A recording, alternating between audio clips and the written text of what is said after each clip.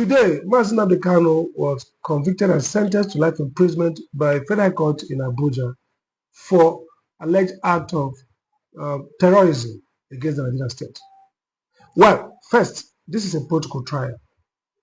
Even if the facts are true, alleged against him, it's still a political trial and a political action, because there are many Nigerians who are not Igbos who are guilty of clear acts of terrorism against the state. Boko Haram activists, Boko Haram supporters who have openly identified have not been put on trial. In fact, some of them are either in government houses negotiating deals and compensation. Fulani headsmen, listed as one of the world terror groups. None of the persons associated with it had first trial for terrorism. OPC leaders, I was a lawyer to Fashehu and some of the leaders in Lagos back then. We know that Lagos was a theater of violence and killing. Nobody faced trial for terrorism.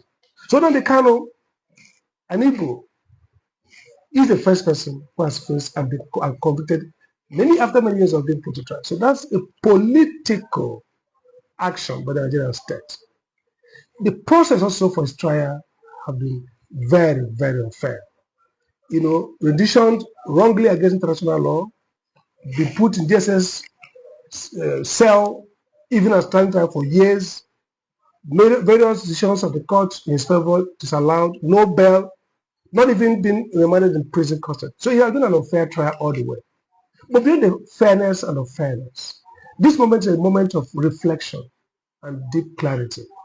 First, the whole idea is to entrap the Southeast in a form of violence that we saw during the Buhari time. But the message to Ndiigbo is simple. Don't fall for this. No violence in the Southeast. None whatsoever. Second, I call on Ndiigbo.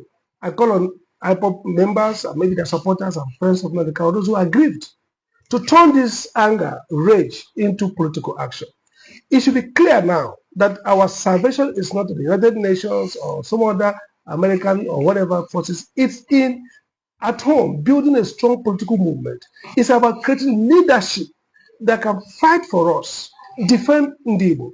Nnamdi Kanu faced trial because the Igbos are politically powerless. Nnamdi Kanu faced trial, selective trial, because the Igbos themselves are marginalized, politically convicted and sentenced. So there goes Nnamdi Kanu, but actually there goes the Igbo nation. And so this moment is a moment of clarity for us to resolve that we're going to take over the Southeast, that we're going to get leaders, people elected who are governors, senators, councillors, chairmen, who understand the Igbo mass condition and ready to fight to protect us. Nnamdi Kanu is convicted because South Ndiigbo have been convicted. Nnamdi Kanu is sentenced because the Igbos have been sentenced politically. A word is enough for the wise. No violence in Southeast, rather strong political action. In the heart of the city where stories unfold,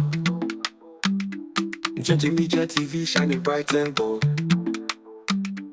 bringing news from the corners of the globe, connects us together, no matter the road. Watch us rise, hear the voices roar, unity and diversity, together we